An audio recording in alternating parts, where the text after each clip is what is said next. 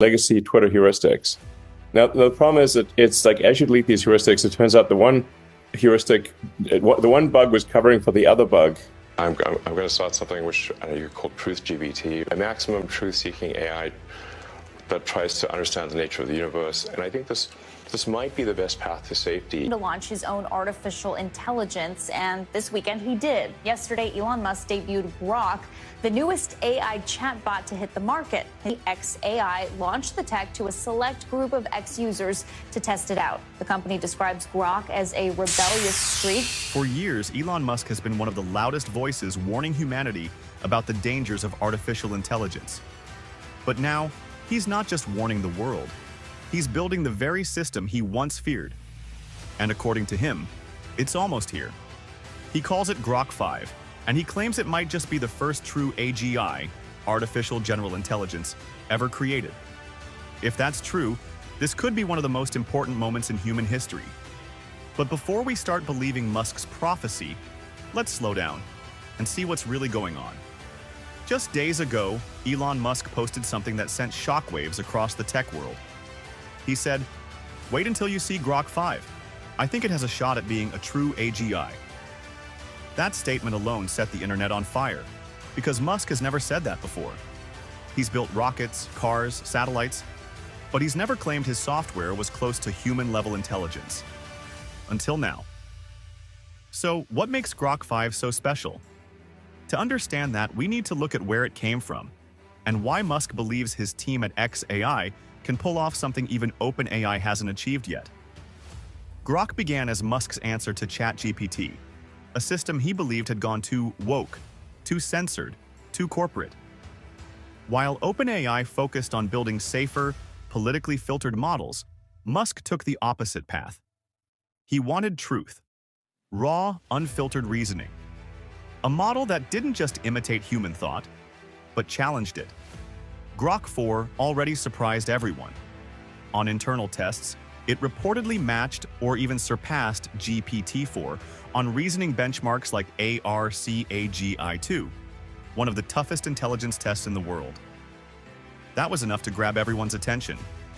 But then Musk dropped the real bombshell.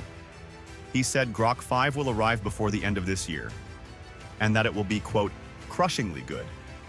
That's classic Musk. Bold, confident, and almost impossible to ignore. But here's where things get interesting. When he said Grok 5 has a non-trivial chance of achieving AGI, he wasn't just hyping another software release. He was suggesting that xAI is on the verge of building something that can think, reason, and learn like a human being. That's not just evolution. That's revolution. Now, let's be real. Even the most advanced large language models, GPT-4, Claude, Gemini, are nowhere near true AGI. They can predict text, analyze patterns, and imitate logic, but they don't understand. They don't possess awareness or the ability to form original ideas. So for Grok 5 to even have a shot at AGI, something huge must have changed. And according to Musk, it has. During xAI's most recent livestream, the team revealed that Grok 4, the current model, is still partially blind. It struggles with images and videos, and its multimodal reasoning is limited. But Grok 5, they said, is being trained with a completely new vision and video model, giving it the ability to see, interpret, and learn from the real world in a way previous versions never could. If true, that means Grok 5 won't just read data, it'll perceive it. It'll be able to watch a video, analyze physics in motion, and reason about what it's seeing. The same way we do. That's the missing piece every AI company has been chasing. Now let's talk about scale. Elon Musk confirmed that each version of Grok has been trained with roughly 10 times the compute of the previous one. From Grok 2 to Grok 3, a 10-fold increase. From Grok 3 to Grok 4, another 10-fold jump. And now, Grok 5 is being trained with 100 times more data and compute than Grok 2. That kind of scaling is almost unthinkable. Even Musk admitted it's a little terrifying, because the growth of intelligence inside these systems is accelerating faster than anyone predicted. When you combine that much compute with multimodal vision, physics simulation, and Musk's unmatched access to real-world data from Tesla, SpaceX, and X, you start to see why he's so confident. He's building an AI with more training data from the physical world than any competitor. And Musk isn't just stopping there. He claims Grok 5 might literally discover new physics. WS East or whatever had something like that. You know, when when somebody pulled out the little steak, that was, what's this? And that it should answer the spicy questions that other AI would stay away from, like explaining how to make cocaine. It'd be great if it showed like one person you follow and then like it blended the old style, which was just reverse chronological. The prototype is still in its beta phase, but users can sign up for a wait list for a chance to use it. So joining us now is Tim Higgins, Wall Street reporter. Your friends, the original version with this new version, so you get like a little bit of both. Well, you still have everyone still has the following tab. Of Power Play, Tesla, Elon Musk, and the bet of the century. Tim, so Elon Musk wants XAI to challenge companies like OpenAI. Now, something we're going to be adding is the ability to have a curated following tab. Because the problem is, like, if you follow some people and they're maybe a little more prolific. So what sets Grok apart from those other chatbots? Well, maybe it's his kind of a sarcastic sense of humor. That joke about cocaine. You follow someone and some people are much more, say a lot more than others. That makes the following tab hard to use. And some of the other examples that we've seen already. One of the other big differences is that Elon is pulling the data from Twitter, now known as X.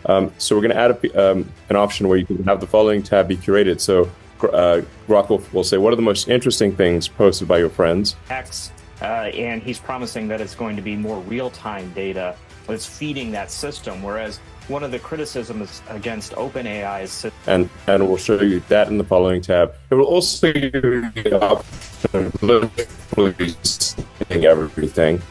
Is that it's dated, that they essentially had a cutoff time in 2021, and so the data isn't exactly new. But I think having that option will make the following tab much more useful.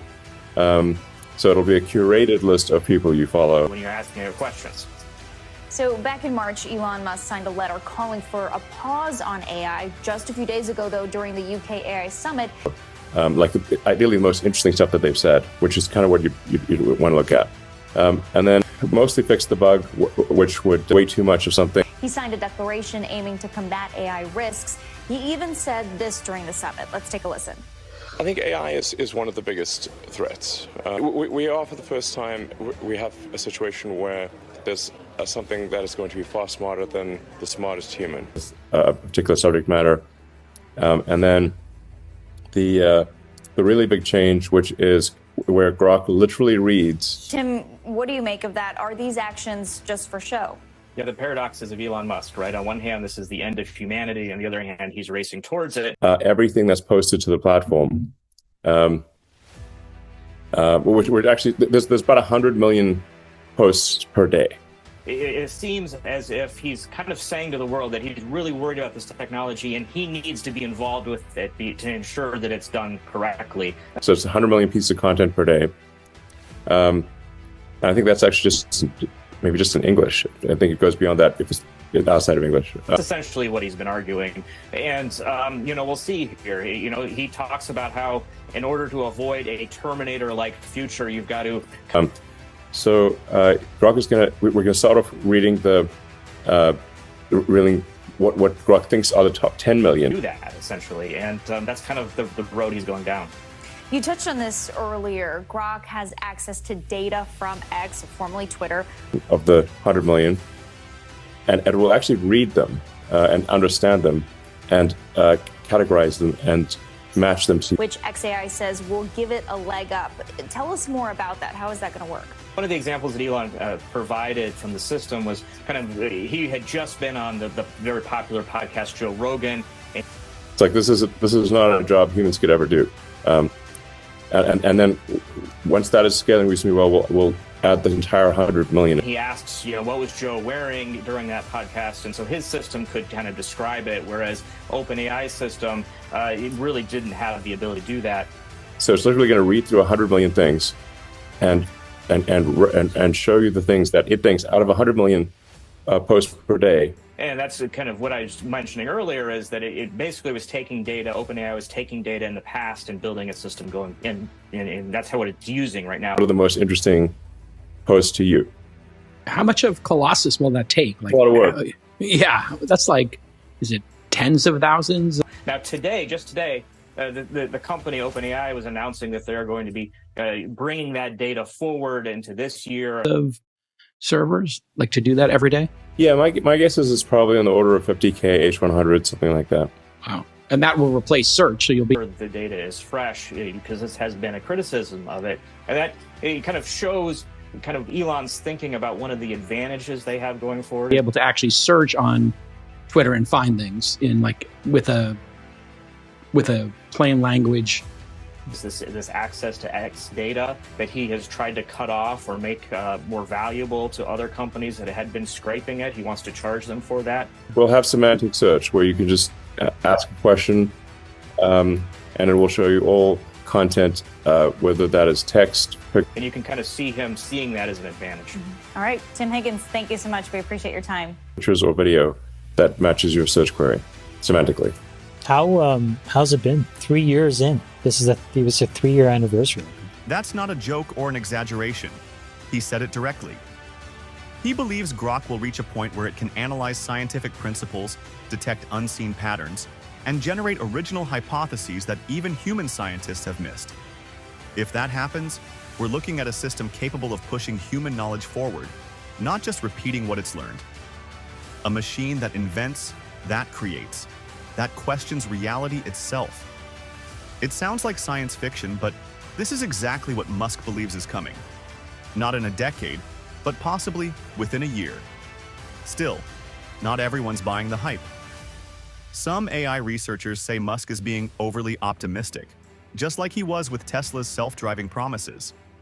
They point out that AGI isn't a clear scientific term. It's more of a moving target. Even if Grok 5 gets smarter than PhDs in every field, that doesn't mean it's conscious or capable of genuine understanding. But others argue that Musk's approach, integrating AI across all his companies, could be the real secret weapon. Think about it. Tesla cars produce billions of real-world sensory inputs every single day. SpaceX gathers data from orbital physics, rocket dynamics, and planetary mapping. And X, formerly Twitter, is the largest real-time social data platform on Earth. All that data could feed directly into Grok's neural model. That's an advantage no other company on the planet has. Not OpenAI, not Anthropic, not Google. Musk has made it clear that Grok won't just be a chatbot. It'll be a thinking engine, a foundation that connects all his products. From Tesla's Optimus robots to SpaceX simulations, to Neuralink's brain-computer interfaces, Grok is the neural core that could tie it all together. Imagine an AI that can learn from a robot's movement, understand human speech, observe physical experiments, and then write the code to improve itself. That's not just a product, that's a species. And that's exactly why some experts are getting nervous. Because if Musk is right, whoever controls Grok 5 won't just control software, they'll control knowledge itself. But we'll think 3 years from now. What's the takeaway 3 years later? You obviously don't regret buying it. Free speech. That was good. Seemed to have turned that whole thing around. And that was, I think, a big part of your mission. But then you added it to XAI on it. The reason you bought it is to stop crazy woke mind virus and make truth exist in the world again. Great. Mission accomplished. Community notes. You can also ask Grok about anything you see on the platform. You just press the Grok icon on any X post and research it as much as you want. So you can basically have just by tapping the Grok icon, you can assess that post is the truth, the whole truth, or nothing but the truth, or whether there's something supplemental. But here's the flip side. Musk's history is full of massive promises. Some real, some exaggerated. He said Tesla would achieve full autonomy years ago. He said we'd have humans on Mars by now. Those things didn't happen, yet. But when Musk overpromises, it's usually because he sees where the future is heading before the rest of us do. So maybe Grok 5 isn't true AGI yet, Maybe it won't discover new physics tomorrow. But what if it gets close enough? What if it starts generating insights humans can't even verify, because it's already thinking beyond us? That's the line Musk is walking, between innovation and obsession, between vision and risk. And as we watch Grok 5's countdown begin, one thing's for sure. This isn't just another AI update. This is the start of a new race for control over human intelligence itself. Musk once warned that AI could destroy humanity. Now he's building the most powerful one yet. So the real question is Elon Musk trying to save humanity from AI, or become the man who merges with it first? To be explained. So I think it's actually, we've made a lot of progress towards, freedom of. I'm going to start something which you call truth GBT, or a maximum truth-seeking AI that tries to understand the nature speech, and people being able to tell whether something is false or not false. Propaganda, of the universe, and I think this might be the best path to safety. So back in April, Elon Musk said he was going to launch his own artificial intelligence, and this weekend he did. Yep. The recent update to Grok is actually, I think, very good at piercing through propaganda. And then we used that latest version of Grok. Musk debuted Grok, the newest AI chatbot to hit the market. His AI company, xAI, launched the tech to a select group of X users. Wikipedia, which I think is much more. It's not just, I think, more neutral. To test it out, the company describes Grok as a rebellious streak, and that it should answer the spicy questions that other AI would stay away from. And more accurate than Wikipedia, but it actually has a lot more information than a Wikipedia page. Did you seed it with Wikipedia? Actually, take a step back. How did you do this? Well, we used AI. But meaning like totally unsupervised, just a complete training run on its own? Well, it was only just recently possible for us to do this. We finished training on a maximally truth-seeking, a version of Grok cogent analysis. So breaking down any given argument into its axiomatic elements. The basic test for cogency. The axioms are likely to be true. They're not contradictory. That the conclusion the conclusion most likely follows from those axioms. Just trained Grok on a lot of critical thinking. So it just got really good at critical thinking. And then we took that version of Grok and said, okay, cycle through the million most popular articles in Wikipedia, and research the rest of the internet, whatever's publicly available, and correct the Wikipedia article to fix. Really, the nature of the propaganda is that facts are stated that are technically true. Have a bio, as you do, actually we all do, on Wikipedia. Over time, it's just the people you fired or you beat in business, or slowly becomes like the place where everybody, kind of who hates you then puts their information. I looked at mine. It's 5 times longer, 6 times longer. And what it gave weight to was much more accurate. This opportunity was sitting here, I think, for a long time. And it's just great that you got to it, because they don't update my page. Who decide what gets put on it? It was a much better, much more updated page in version 1. 1.1, as we show at the top. So I do think actually by the time we get to version 1.0, it'll be 10 times better. It's not just that it's correcting errors, but it is creating a more accurate, realistic, and fleshed out. What I was going to ask you is, do you think that you can take this corpus of pages now and get Google to deboost Wikipedia or boost? Yeah, so it really can. If people share a lot of, if Grokopedia is used elsewhere, like if people cite it on their website, when Grokopedia shows up, they click on Grokopedia, it will naturally, rise in Google's. It wouldn't even bring Grokopedia up at all. Yeah, that's true. So now, how's the usage been? Have you seen good growth since it launched? Or is it very early? It went super viral. So we're seeing it cited all over the place.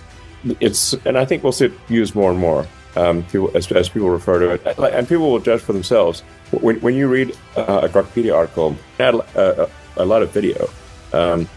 So using Grok Imagine to create videos, trying to explain something. Grok Imagine can take the text from Grokpedia and then generate a video. When you have this version that's maximally truth-seeking as a model, do you think that there needs to be a better eval or a benchmark that people can point to that shows if you're going to start a training run with Common Crawl, or if you're going to use Reddit, or if you're going to use... Is it important to be able to like say, hey, hold on a second? Eval's out there. I've complete confidence that Grokpedia is going to succeed because Wikipedia is actually not a very good product, wrong and out of date. And if you can go, if you find, and it doesn't have, there are very few images. There's basically no videos. Where moreover you can ask if there's any part of it that you're curious about, you can just highlight it and Grok and ask Grok right there. It is remarkable how much people believe things simply because it is the belief of their in-group, or at least some people. They would prefer to whatever their ideological views are, whatever the sort of political tribal views are. So you guys may have noticed I snuck a peek back at the shelf a moment ago. I wasn't paying attention, but let's see if Gemini was. Hey, did you happen to catch the title of the white book that was on the shelf behind me? The white book is Atomic Habits by James Clear. That is absolutely right. So let's try something harder. I keep losing my hotel key card. Do you know where I last left the card? The hotel key card is to the right of the music record. Great. All right, I've been thinking about what Google just announced, and I don't think most people are fully catching it. They're calling it Android XR. At first glance, it just sounds like some new headset or smart glasses. But the more I listened, the more I realized this isn't about hardware. This is Google quietly stepping beyond the screen, not upgrading your phone, replacing it. We've lived inside rectangles for decades. Phones, laptops, TVs, it's all been screen-based. Google's saying that era's over. With Android XR, the goal is to move computing into your space. Glasses you wear all day. Headsets that let AI understand what you're looking at, what you're saying, even what you might want before you ask. And yeah, it's impressive. Gemini, their latest AI, isn't just part of the system. It is the system. It reacts, predicts, guides. You ask where to eat, it knows. You're watching a game, it explains the play. It's smooth, fast, probably going to feel like magic. But keep in mind, just because it feels natural doesn't mean it is harmless. Google's pushing this idea that headsets are for moments, and glasses are for your whole day. That's not just a design choice, that's a behavior shift. If this works, Google won't just be something you check. It'll be something that surrounds you. Something that shapes how you see the world. And that changes everything. They've rebuilt Chrome for XR. They're relaunching YouTube with immersive formats. Developers are getting new tools to bring their apps into this environment. It's not a side project. It's a platform, a new default, and I get why they're doing it now. Gemini finally gives them the AI power that Glass never had. This time, the tech actually works. But the questions haven't gone away. If Gemini becomes your interface to the world, how much of that world is being filtered, nudged, predicted, without you even realizing it? I'm not saying it's all bad. There's a lot of potential here. But when the core of it, Gemini, stays in Google's hands, it's worth asking, how much control are we giving up for the convenience? So yeah, this looked like a product launch. But it feels more like Google trying to rewrite the rules of how we interact with reality. Let's break it down. This AI is inherently multimodal, so it's using visual data and natural language to digest complex queries in real time, while remembering your past context. Nishta, let's see some more. Yeah, let's bring this book back. So I don't really have time to read it right now, but I wonder if Gemini might be able to help me summarize what's going on. Like, I don't know, what does this diagram mean? It looks complex. This diagram is labeled the habit line and illustrates the process of habit formation. It shows how automaticity increases with repetitions until a habit is formed. Okay. Now, imagine being able to communicate and understand any language. The AI can shift its output to speak different languages with dialects and accents that feel human and natural. Yeah, let's go to this sign over here. Can you translate this to English for me? The sign states private property, no trespassing. Okay, let's prove this is a live demo. Does anyone in the audience have a suggestion for a different language to translate to? Farsi. Farsi. We tried Farsi, it failed last time, but let's try it again. Do you want to try Farsi? We could try it? Okay. Because I do speak Farsi, so it's my mother tongue, so thank you. Gemini, let's just give this a shot. Can you translate this sign to Farsi for us? املاک خصوصی تجاوز نکنید. Great. Awesome. It speaks Farsi. That's amazing. So as Sharon mentioned, you all may have seen translation demos like this before, but what's new now is that in addition to just saying things in a different language, I can also speak to Gemini in another language. I know Hindi, so let's give this a shot. अच्छा, क्या आप मुझे बता सकते हो ये लोग अभी कैसे लग रहे हैं? वे अभी एकाग्र और उत्साहित दिख रहे हैं. So Gemini said you all look focused and excited, and it has a better accent than I do. Why would you say now is the right moment to launch XR? Yeah, so for pretty much the history of computing, we've been using the rectangular box of a screen display. Whether it's monitors, laptops, tablets, or phones, XR has the power to extend beyond those boundaries. I think now is the perfect time to work on XR because you have a convergence of all these technologies, and Gemini is key to powering Android XR. It's the first Android platform built entirely for the Gemini era, for both headsets and glasses. With advances in AI and an amazing ecosystem of device and developer partners, we believe the time for XR is now. We've been building Android XR hand in hand with Samsung, working on both software and hardware together. But now, we are at a crossroad where the newest cutting-edge XR technology meets multimodal AI, which understand what you see and what you say. So you can just talk to your device as if you're talking to someone in the physical world. This is the next generation UI of XR. Imagine being immersed in a world that understands you and responds to your every interaction, whether through your hands, eyes, or voice. The time is now. Technology is here. With the Android XR, it is all coming together. Let's not pretend the timing here is random. Google could have launched XR a year ago, or waited 2 more, but they chose now. Why? Because they finally have the one thing their early attempts lacked: a competent AI engine. That's what Gemini is. And that's why this is a platform revealed in disguise. When they talk about moving past the rectangular box of a screen, it sounds poetic, but underneath that line is an admission. Screen-based interfaces are maxed out. We've hit a saturation point. The next frontier is making them disappear. And the only way to do that is to shift the entire user experience away from screens and into space. It's a quiet attempt to redefine what Android means when it's no longer inside your phone. We're getting started today with headsets. They're a great entry point for Android XR, and if you build for headsets, you'll be laying the foundation for other form factors that follow later. That will include glasses for Android XR. These will be designed for all-day wear. They're a natural form factor for AI, providing real-time helpful information when you need it. If you build for Android, you're already building for Android XR.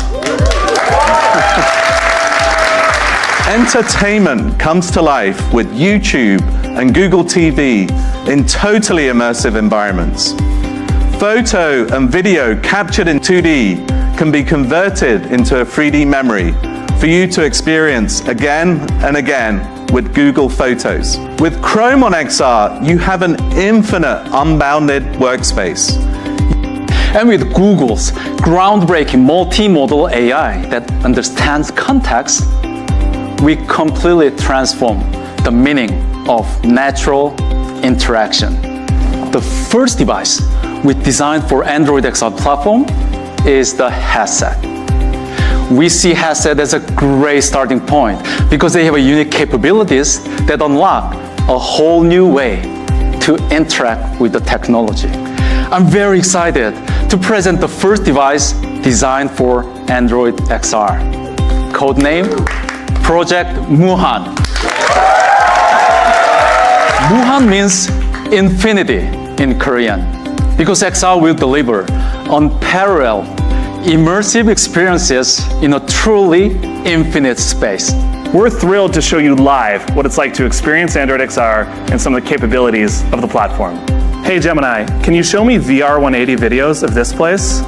Sure, I can help with that. We're incredibly excited for Gemini on Android XR that will power a new type of conversational multimodal experience. Designed by Filippo Brunelleschi, it's one of the largest brick domes ever constructed and a masterpiece of Renaissance architecture.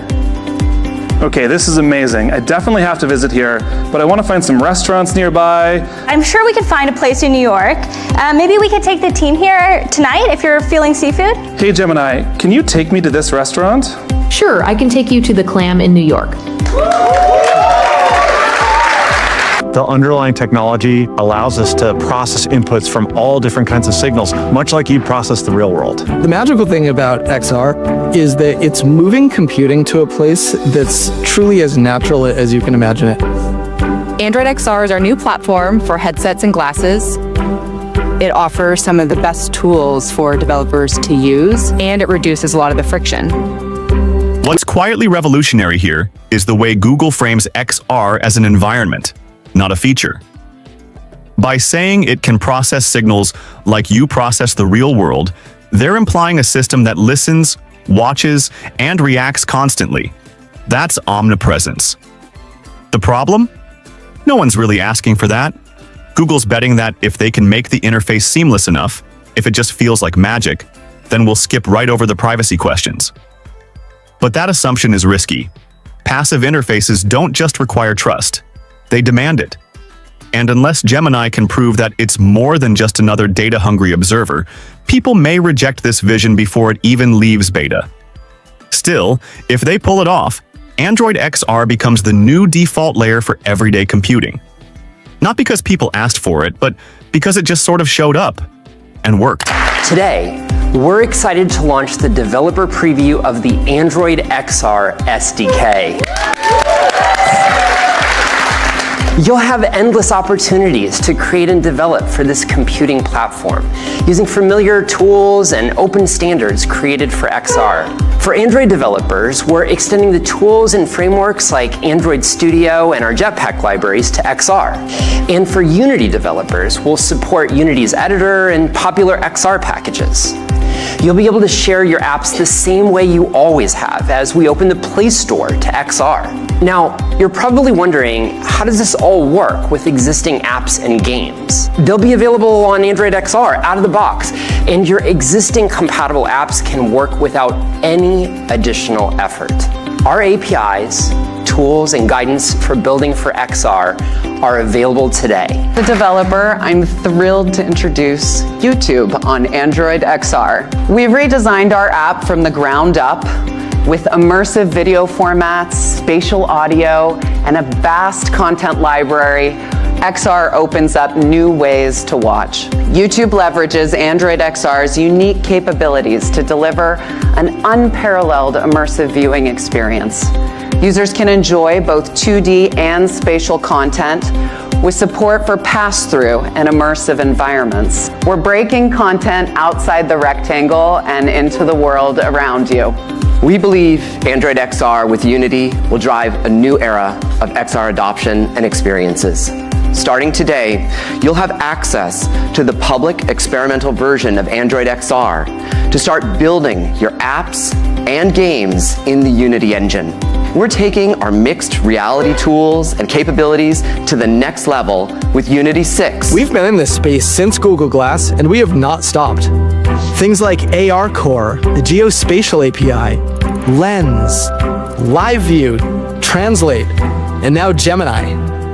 We can take those experiences, which already work great, and find new ways to be helpful for people.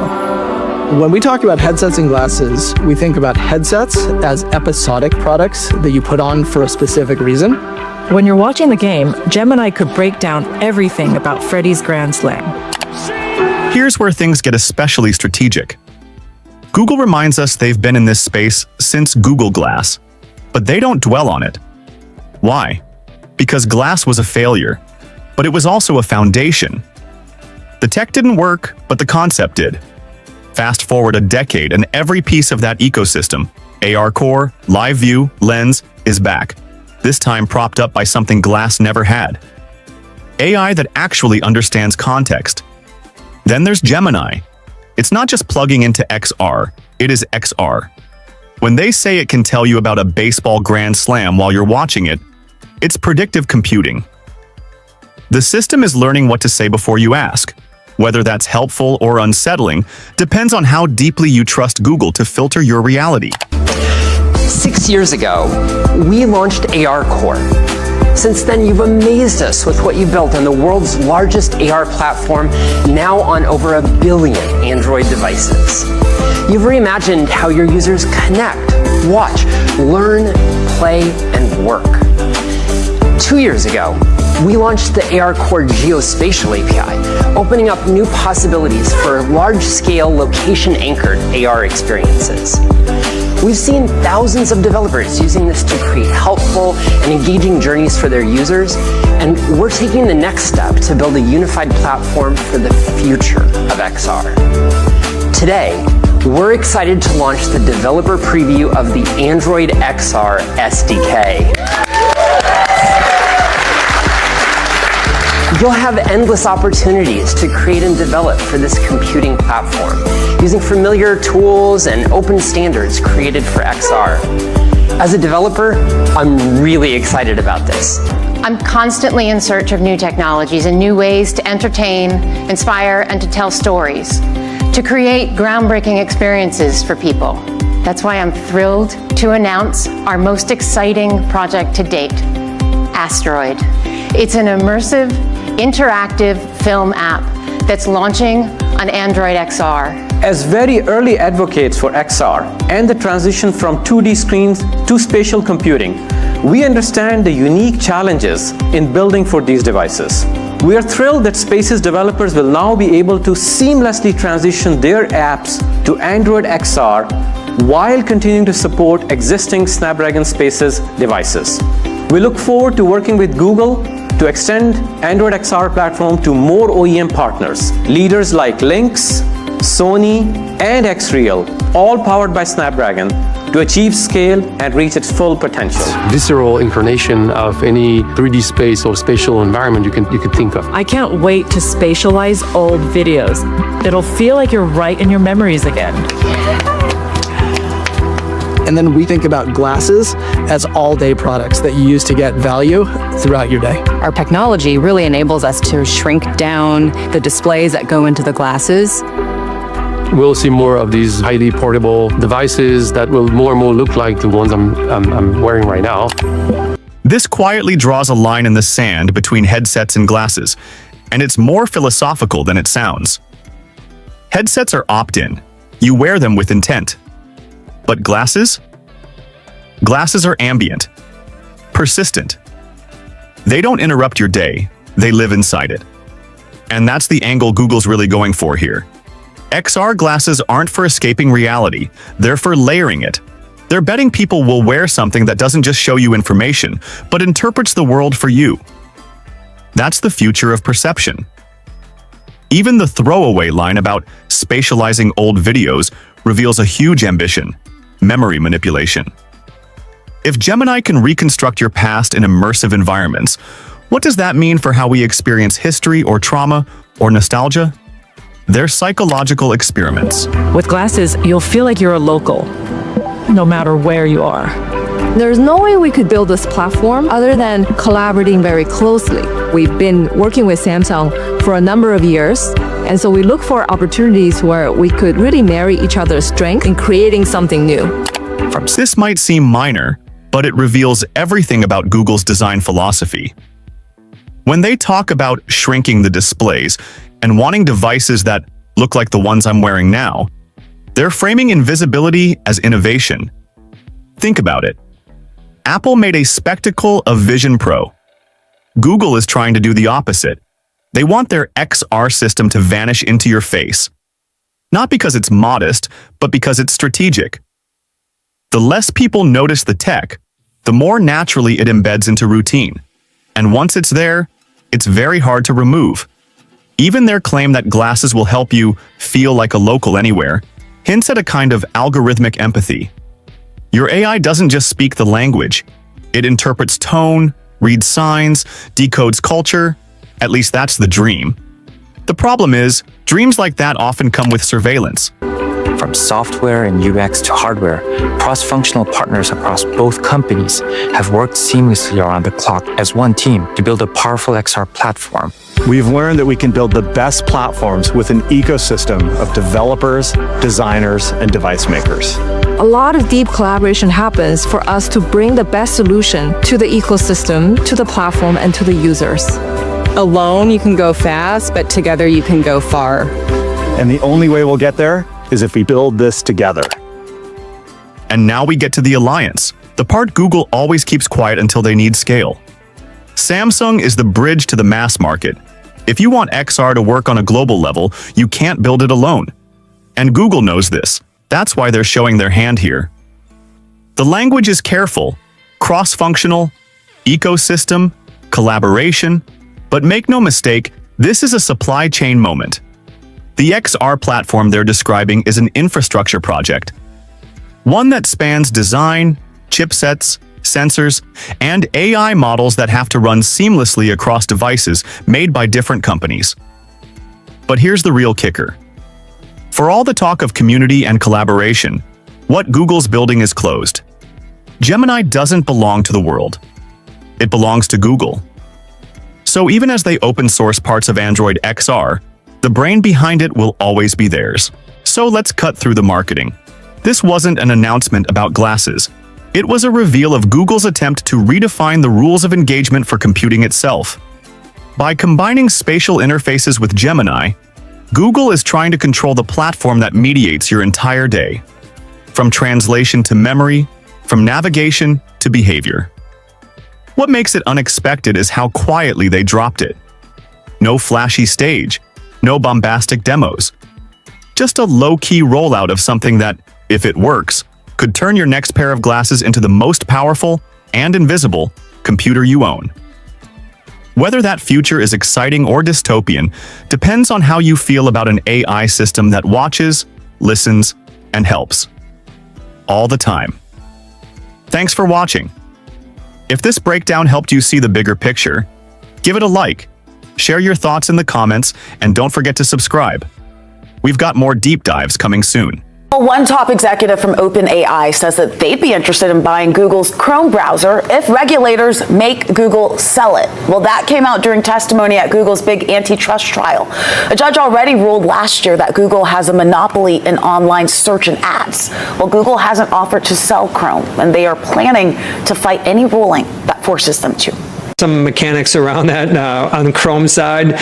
Didn't seem like there was much of a bidder, but OpenAI wants to bid for that. I think that just shows you how these two companies are fighting for the consumer. That's the bid on Chrome. So, Karen, I think that there are opportunities to kind of spin these out. OpenAI was first to raise their hand about, hey, we'll buy Chrome. That made me crack up. Let's hand the prior monopoly's most important asset to the new upcoming monopoly and let them get even bigger. That would be the last possible thing that you would want to happen. All of distribution and all of identity are consolidated in a very small number of places. And you've even got people like Elon, who's a tech person, over there in the government trying to consolidate data systems, consolidate your social security records with your IRS records. They're basically trying to become another identity player in this game. So here's the headline that caught everyone off guard. OpenAI, the company behind ChatGPT, says they'd be interested in buying Google Chrome if the government forces Google to sell it. Now let's pause for a second. This isn't some rumor or clickbait. This came straight from the courtroom. Nick Turley, OpenAI's head of product, made that statement while testifying on behalf of the US government in a major antitrust trial against Google. The case is focused on one thing: whether Google's control over online search is so extreme that it's choking out competition and innovation.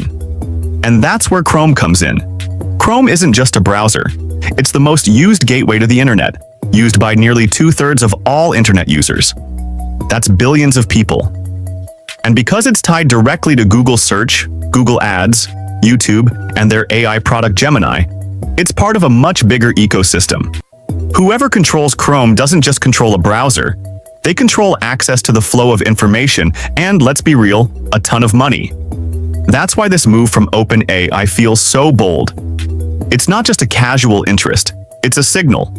OpenAI wants to go from building the tools that live inside the internet to owning the front door itself. Now, to be fair, Google has no plans to sell. In fact, they've pushed back hard, saying they'll fight any ruling that tries to force them.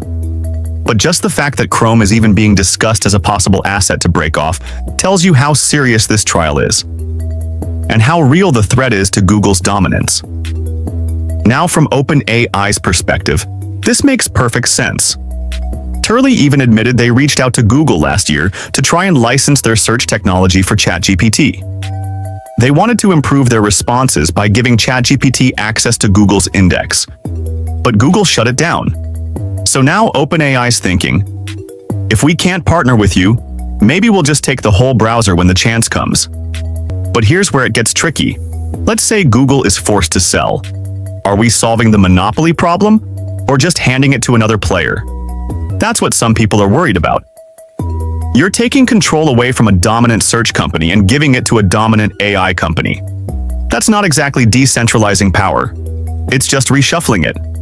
Still, this tells us a lot about the direction OpenAI wants to go. This isn't just about answering questions better. It's about controlling how people access the internet in the first place. And if that doesn't make you rethink the future of tech, I don't know what will. But all of this leads to one big question. Why is Google even on trial in the first place? Why is the government trying to break them up? And what exactly did Google do that could put Chrome on the chopping block? Federal judge ruled that it holds an illegal monopoly in some online advertising markets. Deirdre Bosa digging into what it means for the tech giant in today's Tech Check. Some more antitrust problems for Google. More antitrust, and so you would be forgiven for losing track of all the different lawsuits and pressures that Google is facing. It is a lot. The latest ruling to come down, it centers on the ad tech case, and it opens the door for a forced breakup of Google's ad business, something regulators have been after for years. Now, ads, of course, still very much the bread and butter of Alphabet, making up some 75% of total revenue. So breaking up the ad tech stack, that represents a direct threat to the financial foundation of the company itself. Now, Google in a statement says, quote, "We disagree with the court's decision regarding our publisher tools. Publishers have many options and they choose Google because our ad tech tools are simple, affordable, and effective." But key here, this is now the second active case where U.S. courts could force Google to sell off key assets. Next week, the remedy trial gets underway in the online search case where the DOJ is pushing for a breakup of Google's Chrome browser, key to its ecosystem. Now, it's not just the U.S. coming for Google either. It's Europe, China, Japan. They have all opened up cases, making the pressure global and the stakes even higher. To be sure, it will take months, potentially years, for remedies or fines to flow through. But something we often talk about is that regulatory scrutiny, it diverts resources, talent, attention away from the core, like we saw Microsoft decades ago. And Google's core right now is a once-in-a-generation opportunity, artificial intelligence. Google is still seen as playing catch-up, and the race is only speeding up. A bright spot, perhaps, though, is that Google has notched a number of wins in recent months with Gemini and its different integrations. It doesn't seem like regulation has thrown off its focus quite yet. Valuation, though, that's another story. Google still holds the lowest earnings multiple of the Mag 7. Investors seeing regulatory threat as very real, and that makes an impact. In fact, tech is not getting any kind of regulatory break in the second Trump administration, as many had hoped. We talked about this last hour. FTC versus Meta, that's moving forward, threatening to split off Instagram and WhatsApp. Guys, the charm offensive from mega cap CEOs leading up to the second Trump administration. The judge has given a partial ruling. So in some areas, yes, it says that Google has a monopoly in advertising tech markets, not in others. What is the language the judge used? What do we know? Yeah, that's exactly right, Ed. The judge is finding that Google has violated the Sherman Antitrust Act, Section 2 of it specifically, by willfully, and this is the judge's words, acquiring and maintaining monopoly power in the open web display publisher ad server market and the open web display ad exchange market. So servers and exchanges are what they have found to violate antitrust laws here. And the judge goes on to say that the court is going to be setting a briefing schedule and a hearing date to determine the appropriate remedies for these antitrust violations. It becomes a question, of course, of what those remedies are, knowing that this is not the first antitrust difficulty that Alphabet is facing, as Google already was found in a separate case to have also monopolized the search market, and the Justice Department is looking for a spin-off of its Chrome browser, specifically in a case related to search. So it becomes a question of whether or not there may be advertising portions of Google's business that also will be looking at spinning off. If that is what the U.S. pursues, the judge is going to consider all avenues. But the point here, Ed, is this is a second big loss for Google in the courts, as they have been found to violate antitrust rules when it comes to ad exchanges and servers. The judge did not find justification of a monopoly for a third market of tools that is used by advertisers to buy display ads, but still on 2 out of 3, essentially, the judge has ruled against this giant technology company. So after hearing that OpenAI might want to buy Chrome, you might be wondering, why is that even on the table? Why would Google ever have to give up something that important? The short answer? The US government is taking Google to court over monopoly power. Again. And this time, they're playing for keeps. Let's break it down. Right now, Google is at the center of not one, but 2 major antitrust cases. In one case, the Department of Justice is going after its advertising business, the backbone of Google's revenue. Ads account for roughly 75% of Alphabet's income, so any threat to that ecosystem is a direct hit to the company's financial core. A judge already ruled that Google holds an illegal monopoly in certain ad markets, specifically the display ad server and exchange systems.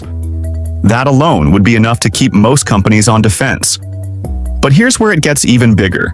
The second case, the one we're focused on, targets Google's dominance in search and the tools it uses to maintain that dominance, like the Chrome browser.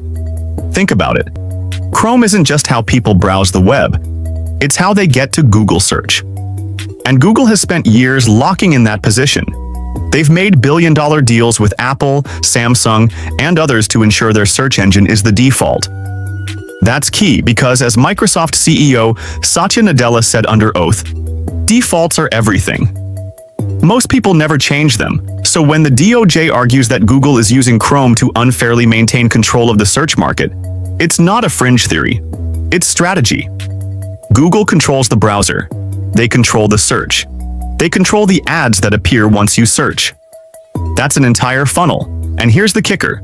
A federal judge has already ruled that Google did violate antitrust law in search, just like it did in ads. We're now in the remedy phase, meaning the court isn't deciding if Google is guilty, it's deciding what to do about it.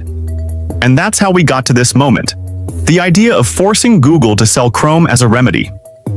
Now, from Google's side, they're pushing back hard. Their attorneys say they won their place in the market fair and square, and they argue that forcing a breakup would hurt users, limit innovation, and even threaten America's tech leadership globally. They've also warned that it could force them to share private user data with competitors, something that opens up a whole new privacy debate.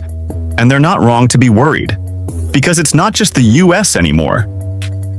Europe, Japan, and even China are lining up with similar cases.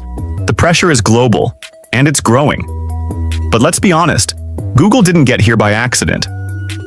When you have over 90% of the global search market, and when you're paying billions just to keep it that way, it's hard to argue that the playing field has been fair for smaller competitors. And now that we're in the AI era, the stakes are even higher.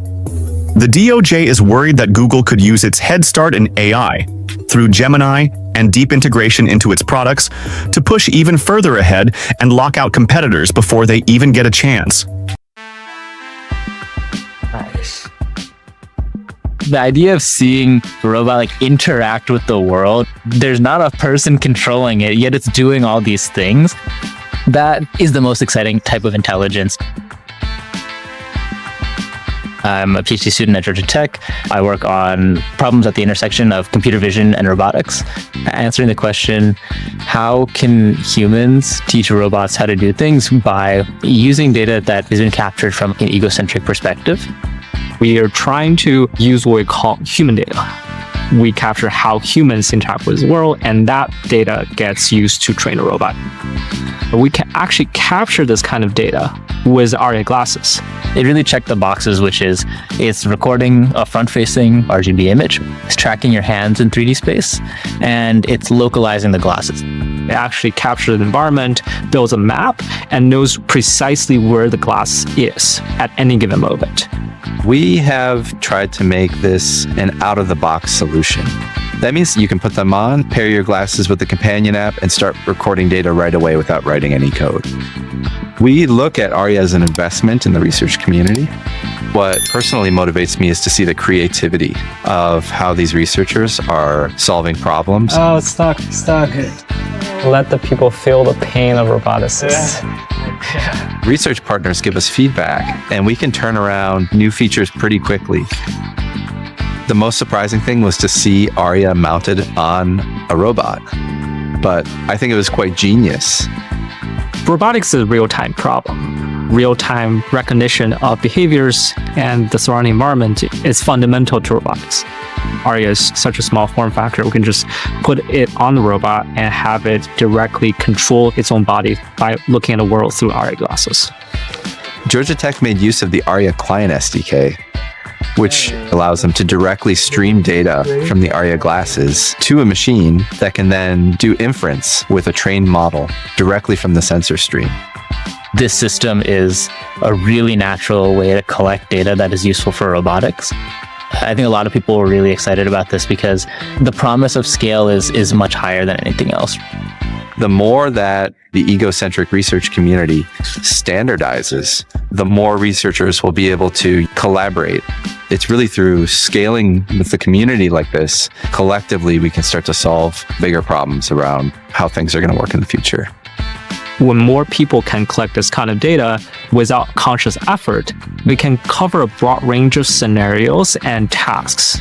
That type of diversity at such a rich sensor level is dream come true. Meta's ARIA.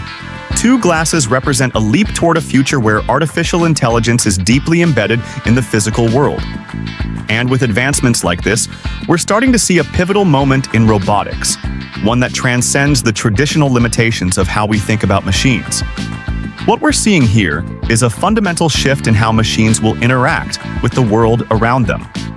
The concept of egocentric data collection is revolutionary because it's about creating a feedback loop where the machine learns to understand the world through human-like perspectives. It's almost as if we're teaching robots to see the world the way we do, tracking hand movements, localizing their position in space, and adapting to changing environments in real time. What's exciting here is that it's something we're beginning to implement today, with Meta's ARIA glasses already laying the groundwork. But what does this really mean for us? Well, the reality of it is that ARIA glasses are turning the tables on traditional robotics. Traditionally, we have robots that are reliant on predetermined programming, but now, with ARIA, we're seeing the beginning of truly autonomous machines. When you can capture the world through these glasses, creating a continuous stream of data that robots can immediately react to, you create an intelligence that's dynamic and responsive, not static. Take the example of Georgia Tech's collaboration using ARIA glasses. The way this data is streamed and then immediately processed by machines for real-time decision-making is key to the next generation of robotics. The traditional method of data collection in robotics was clunky and often too abstract. But now, with the ARIA system, we've reached a point where machines are getting smarter in real time, learning from their environment as it changes and making decisions on the fly. And here's where it gets even more interesting. The vision for these glasses isn't just to serve elite researchers. By designing this technology to be out-of-the-box ready, Meta has effectively opened the doors for anyone to contribute to this evolving ecosystem. This kind of accessibility in data collection is vital because it means the global research community can now play a part in refining and enhancing robotic capabilities. The more diverse the data, the more robust the model, And that, in turn, accelerates progress in real-world applications, from autonomous vehicles to industrial automation.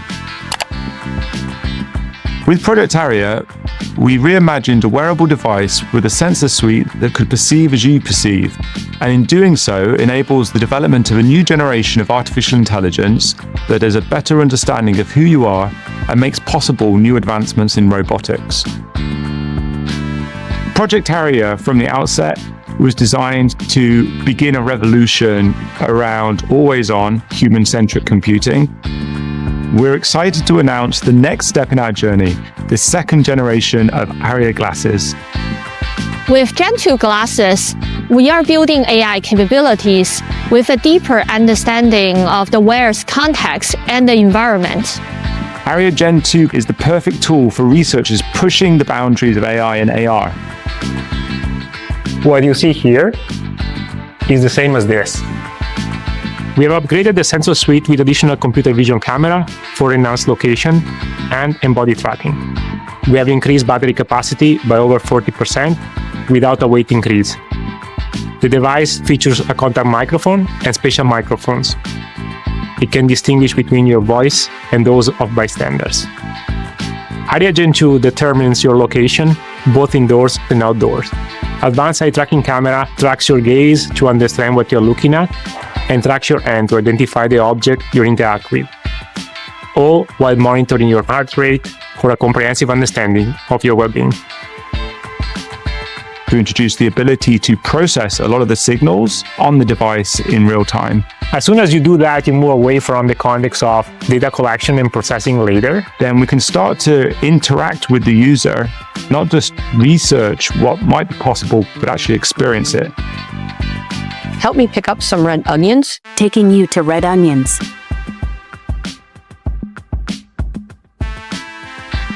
Red onions are here. Very important parts of Project Harrier has been building partnerships with companies and academic research labs that have reach far beyond our own. We stay committed to research processes that safeguard personal information. The journey with second-gen Harrier glasses is just the beginning. Imagine what the research community can achieve with a device that closes the gap between machine and human perception. Together, we can unlock an understanding of what it is to experience reality as we do. We often think of technology as something that enhances our lives in obvious ways. Faster computers, sleeker phones, better entertainment. But there's another layer to innovation that we rarely stop to appreciate. The ways in which technology can fundamentally reshape how we experience the world, especially for those with disabilities. The Harrier Gen 2 glasses are a perfect example of this deeper impact. For individuals like Sharon Giovinazzo, who lost her vision at 31, this technology is restoring a sense of independence that most of us take for granted. Imagine for a moment losing your sight and the profound effect it has on your daily life. Beyond the obvious physical challenges, there's the loss of autonomy, the constant need for assistance, and the barriers that arise in what should be mundane tasks. Sharon's journey through the grocery store is a personal triumph of doing something so simple, yet so profound, doing it on her own terms. The Harrier Gen 2 glasses are bridging the gap between disability and ability in ways we've never seen before. And that's where the real power of this technology lies. The addition of spatial audio is a fundamental shift in how we think about location-based navigation. Traditional sound cues might tell you something is to your left or right, but spatial audio places the sound in a specific space, almost as if you're hearing the world the way it was meant to be heard, naturally and contextually. This is crucial because navigating a store, for someone with limited vision, is about knowing exactly where to go, feeling confident that the directions are accurate, and having the freedom to make independent choices.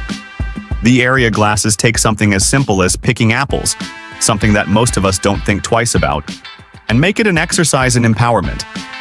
The glasses provide her with the information she needs in real time, from the variety of apples available to confirmation that she's holding the correct one. A woman wearing glasses stands in front of the checkout counters in a grocery store holding a basket on her arm. Sharon Giovinazzo, CEO, Lighthouse for the Blind and Visually Impaired San Francisco. You know, it's one of those things that you don't know what you got till it's gone. And that was kind of the case with my vision when I lost it at 31. She navigates through the grocery store. The challenges that we face, just simply with visual navigation, you lose a level of independence with that. She holds the leash of a service dog while walking towards an aisle. Karthik Mahadevan, CEO, Envision. For a lot of the people who are blind and have a low vision, independence almost always meant access to information. A pair of glasses separates to reveal each individual component. ARIA enables us to combine technologies like artificial intelligence and spatial audio that make the visual world accessible for people who are blind or have a low vision. It was amazing to see how a lot of our feedback was incorporated in building a Gen 2 device, and also by keeping accessibility as one of the focus points. Prince Gupta, Research Product Manager, Meta. This is a truly collaborative effort between Envision, Lighthouse San Francisco, and Meta. Prince and others gather around a laptop computer inside the grocery store. We really want to go out and co-design with the community and try to learn from their experience. They actually want to try out these technologies. They're really excited. Sharon and Prince speak to one another in the produce section. Sharon has been testing these features, giving us early feedbacks. GPS just doesn't work indoors. We need a different mapping and navigation technology. Owen Brimejoin, Research Scientist, Reality Labs Research, Meta. Usually when you listen to sounds over headphones, they'll sound like they're inside your head. Spatial audio is a technology that lets you play sounds over headphones that seem like they're coming from a real location out in the world. And all you have to do is follow that sound. Sharon walks through the grocery store wearing the glasses. You put the glasses on and you just talk to it like you talk to a friend. Hey, Meta, help me pick up some apples. Certainly. Follow the sound to locate the apples in the store. Sharon follows the sound. It'll start playing a beacon sound from the location within the store. The glasses can actually map as they are being used. We can allocate different points and label it with items that should be there in that space. Sharon approaches bins filled with apples. Apples are here. You can ask any kind of a question. What apples are here? They have Granny Smith, Cosmic Crisp, and Honey Crisp apples. I'll get Granny Smith apples. Help me pick up red onions. Taking you to red onions. Sharon and her service dog walk towards the sound. They reach the onions. Red onions are here. Is this a red onion? She holds up an onion in front of the glasses. Yes, this is a red onion in your hand. Just to have the freedom to walk into a grocery store and navigate to what I wanted. It was efficient. It was fast. It was just amazing. That's all I need today. Take me to the checkout counter? Sure, guiding you to the checkout. Sharon hands her basket to the employee at the checkout counter. This isn't ready to ship out the door this second. But what's exciting is for how many people this appears to be working really well. Without these partners, we would have not been able to do what we did today. The employee hands Sharon her bag of groceries. Thank you. Have a great day. When we look at someone like Sharon, pick the groceries that she wants on her own, that emotion is incredible. And that's a wrap. It's incredible to see how these innovations are not just changing lives, but reshaping the way we think about independence and autonomy. The future is looking more inclusive, and it's exciting to witness these advancements firsthand. If you found this video insightful, don't forget to hit that like button, drop your thoughts in the comments, and share it with anyone who might be inspired by this breakthrough in tech. Make sure to subscribe to stay updated with more in-depth analyses and updates on the latest innovations shaping our world. Project ARIA is a research effort built around the custom glasses you see here that is designed to record high-quality egocentric data, which in turn will enable researchers to advance the state-of-the-art around machine perception and personalized, contextually aware AI. Project ARIA is not in itself an AR device since it lacks a display, and it is neither a product nor a prototype of a product and will not be for sale. It is a research tool, and it is a critical step on the path to live maps and the interface of the future. One way to think about Project ARIA is as an evolution of the methods which were used to build maps in the past. Since the 1960s, satellites have allowed us to map outdoor environments at tremendous scale, but they're limited in the map resolution and freshness they can produce. Low-flying aircraft and car fleets provided data capture at a higher resolution with increased update rates, but they're limited to outdoor environments. Backpack rigs can now map indoor spaces at high resolution, but are unable to fully capture the wide range of environments relevant to our daily lives. Project Aria is the vanguard of the next leap in data capture technology, client-based mapping, which will one day enable anyone with an AR device to build and use live maps wherever and whenever they need to, based on data from their own devices, particularly AR glasses.